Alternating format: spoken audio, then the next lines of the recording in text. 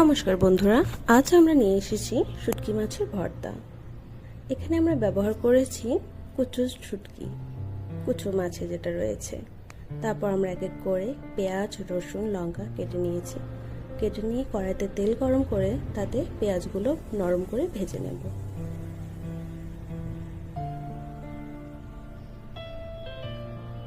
ভেজে নেওয়া হয়ে গেলে এতে এখন কুচোনো রসুনগুলো দিয়ে দেব, যেগুলো আমি আগে থেকে কুচিয়ে রেখেছিলাম।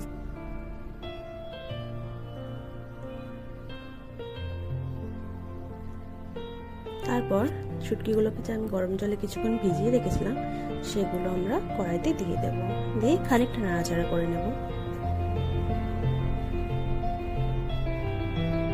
এতে স্বাদ মতো নুন আর হলুদ দিয়ে দেব, দিয়ে ভালো করে ভেজে নেব।